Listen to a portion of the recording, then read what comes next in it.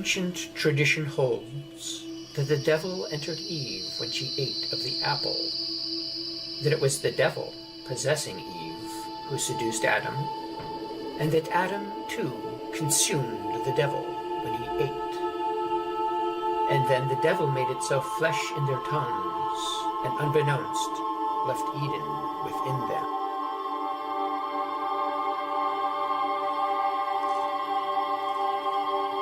At first, humanity spoke but one language. Combining together the pitiful knowledge of each, it erected a great tower to lay siege to immortal heaven. But God, indifferent to mortal fancies, dashed down the tower and split men's tongues.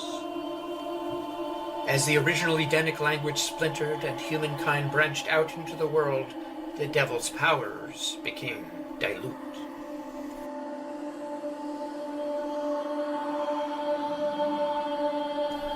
From age to age, alchemists and philosophers sought to restore the original serpent tongue, the power to seduce and kill, to bind up with contracts, to magically transport, to transmute. Welcome to Happiness and the City. This is Barbara, and today I'd like us to think about two important concepts. One is concept of image, and the second is concept of shape. I apply those two concepts to our thinking about organization of our life and our political life, and they are very important concepts to grasp before making good political decisions. There's a lot of talk these days about shape of a country and ways to shield the shape and secure the shape. Shapes come in many forms, and in political world, shapes come in forms of borders. And there's a lot of conflict in the United States of America around that matter of shape and borders and the way to shield the borders in the shape that we have today. So we have to understand that the form of shielding the shape is connected to image of security and image of what we see as security or threat. So if we think that the image of a country, as has developed in the United States, is image of right to liberty, right to life, and right to pursuit of happiness that were embodied in the shape of political relationships in America, then we have to look at this very seriously in the alternative to the concept of liberty, which is concept of restraint and limit. So the concept of right to liberty opens the country and creates border control that has wisdom to know the participants of border exchange, understand who is coming in, who is leaving. And today it's so easy because we have electronics that can trace people very quickly. And then there's this other image of restraint that wants to create walls like in prisons. I'm against walls. In fact, one of my greatest achievements in my life is when I managed to participate in elimination of Berlin Wall. I come from Gdansk. Some of you know Gdansk as Danzig, a very ancient city, royal crown city of Gdansk, Danzig. And the city I grew up in has huge tradition of trade with any country, with no restrictions, and it has interesting story also of how it was shielded, and I encourage you to read it because it involves a story of ancient Roman Empire, Templar monks, Israel shield, Teutonic Knights, Jagiellonian kings, then kings from many other countries, that influence of Prussia and Germany and Russia. It's really fascinating. And the culture of that city was influencing the old city of Stettin, from which the great Catherine II came, Sophia, and she became Tsaritsa of Russia at the end of, not at the end, in 18th century. She passed away at in 1795, towards the end of the 18th century, but she created a huge influence on Russia. So this part of the world has a certain history of image of liberty, and that's where I come from.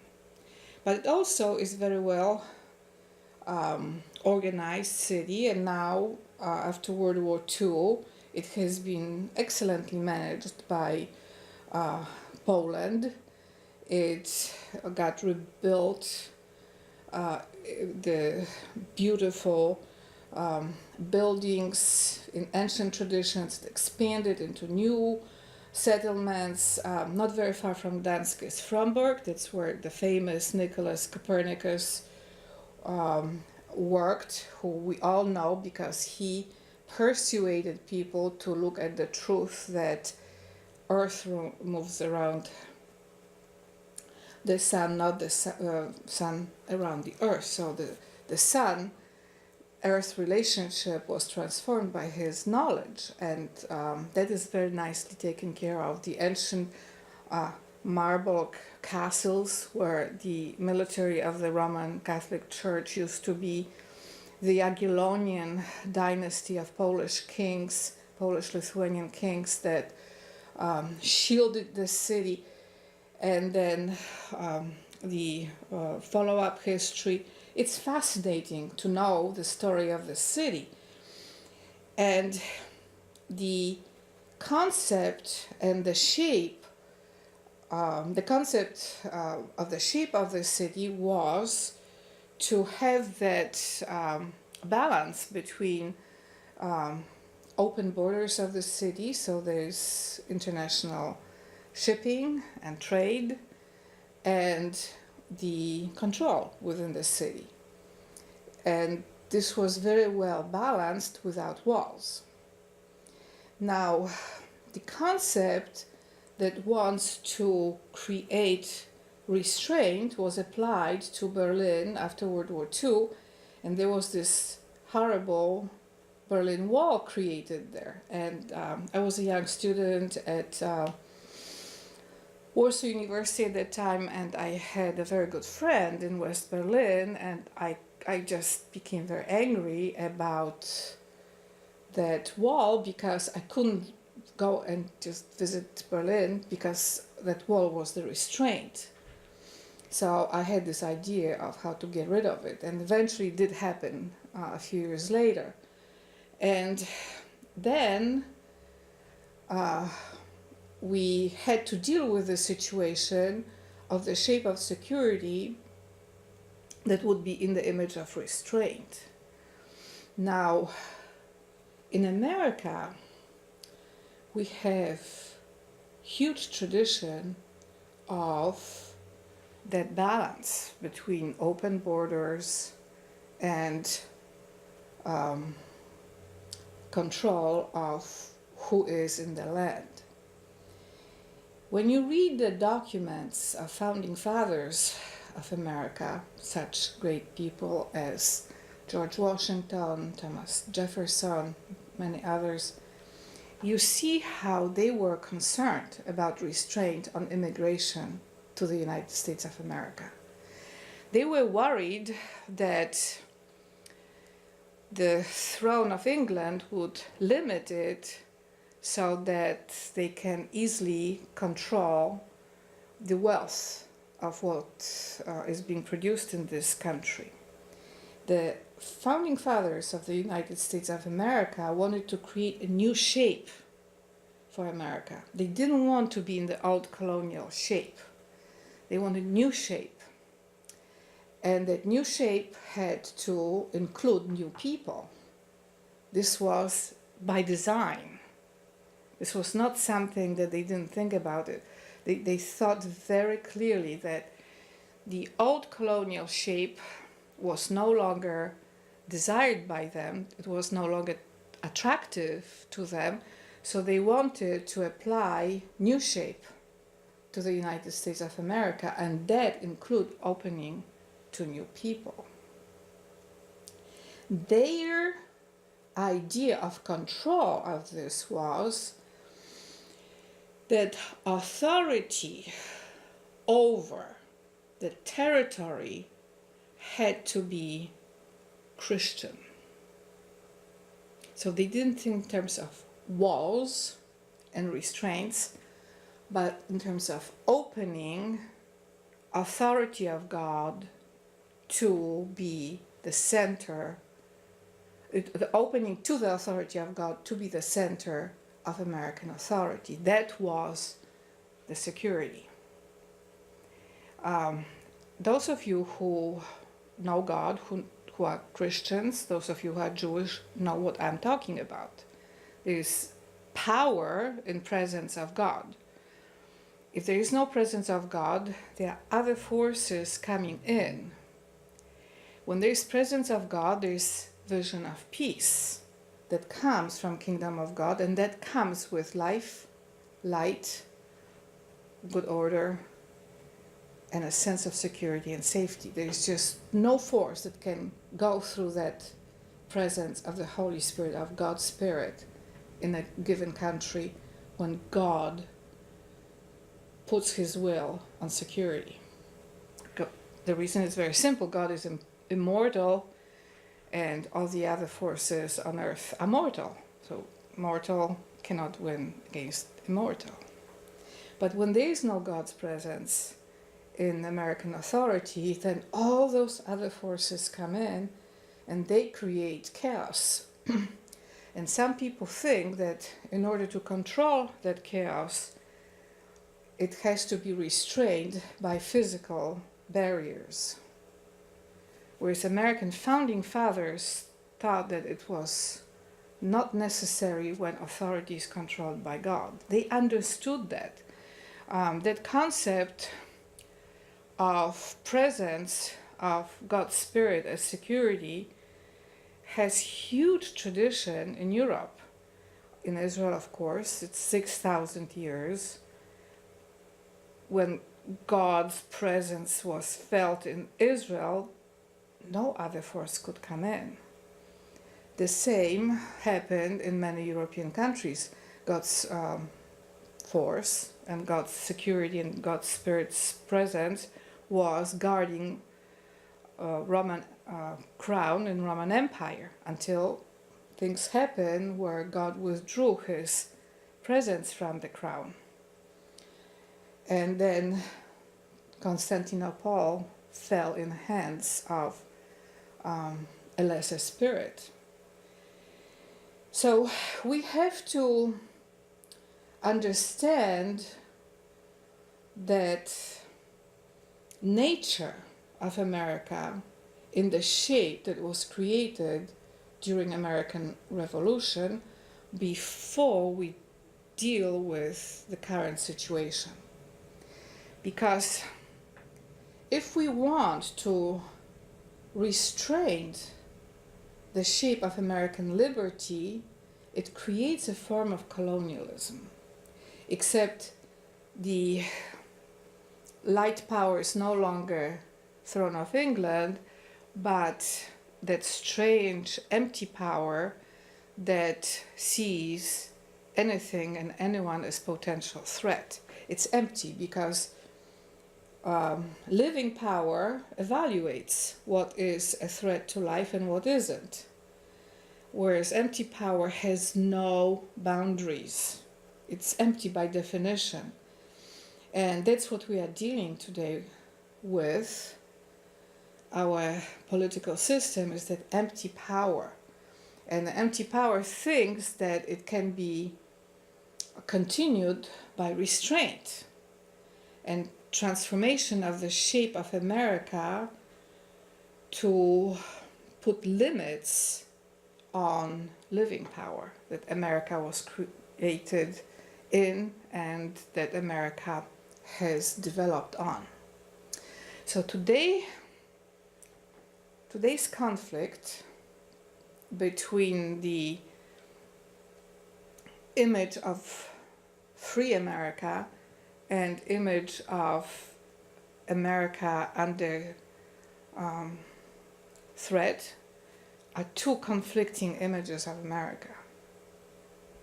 And we have to really understand that because we cannot have the solution to the conflict that developed today within the diverse separated powers of United States civil authority if we do not understand that.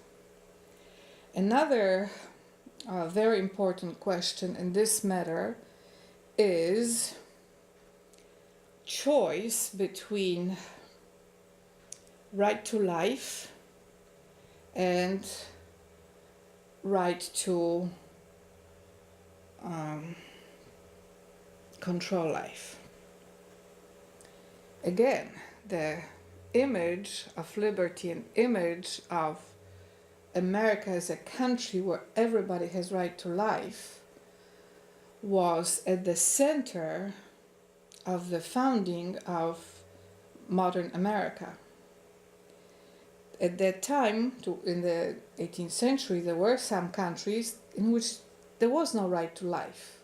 The authority could take life at will.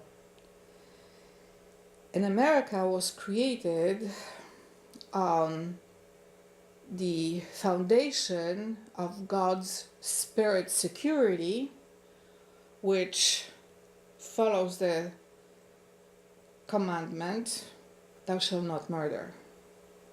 In other words, everybody here has right to life. It's a very important right.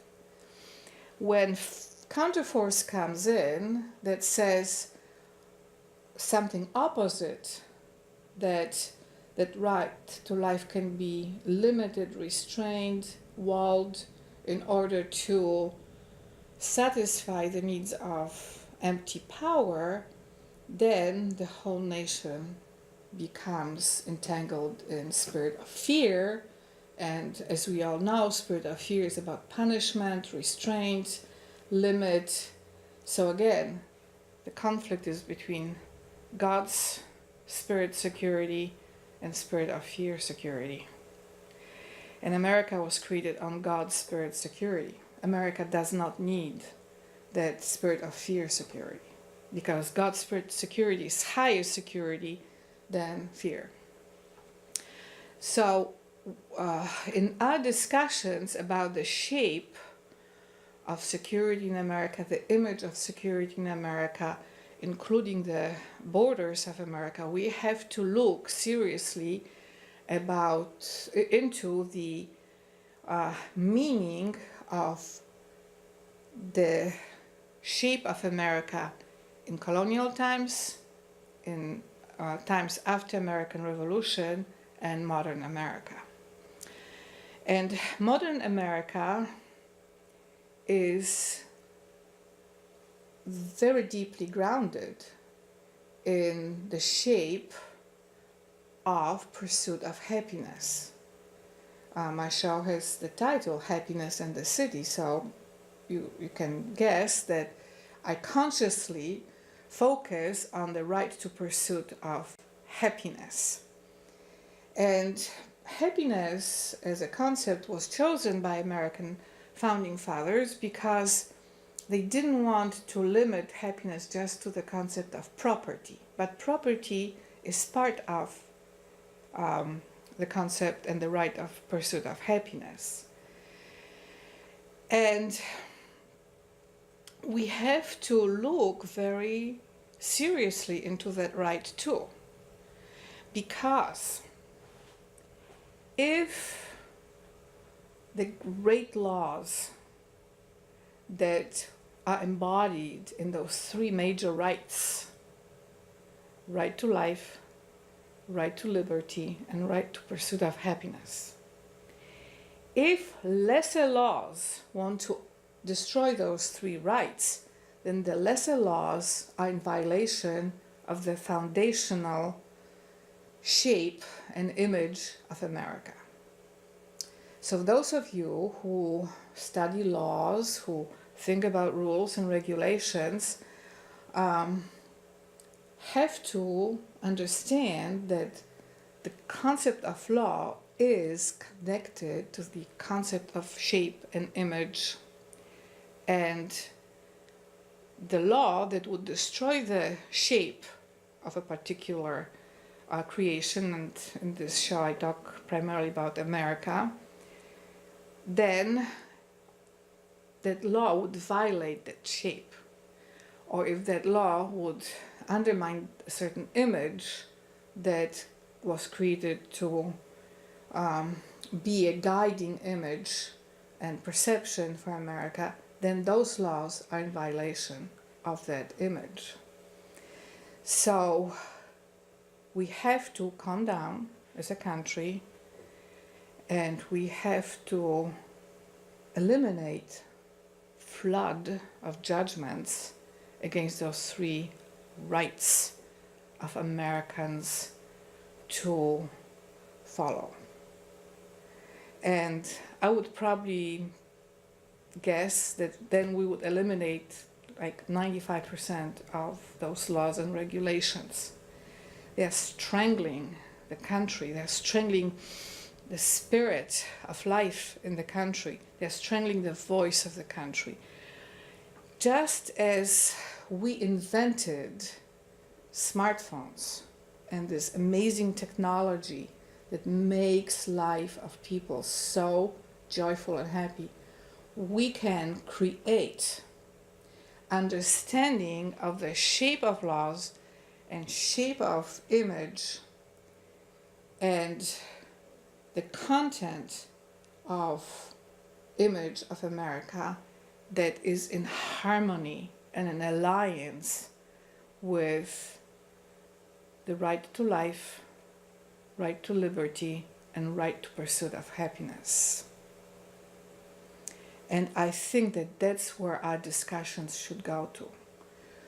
Because the image of restraint, the image of prison walls, the image of keeping immigration coming in will destroy not only the image of liberty, but would break the heart of heritage that created this amazing nation and this majestic country of the United States of America. So instead of looking into borders and restraints and prisons and limits and rules and regulations, I encourage you to look into majesty of American authority, beauty, love, good organization, accepting security that comes from God's Spirit, because that's love for all inhabitants in a given country. And understanding that the spirit of power that comes from God is filled with life and light. It's better than that empty spirit of fear. Spirit of sound mind comes with healthy heads and healthy perceptions in our relationships with each other and in our relationships with knowledge. So I encourage you to go that direction. Instead of Berlin Wall type of restraint, go into majestic beauty and love and God's vision of peace for America, whom he loves so powerfully. So I believe that we can do it. It's like we are entering another level of development of America. First colonial, then American Revolution, and now American majesty and beauty and love and great political organization for all states and all people and things who live here. And that also includes the weather and nature, animals, plants. I believe that this is the way to go, and that's the way I ask you to direct your energies and your money and your life. Thank you.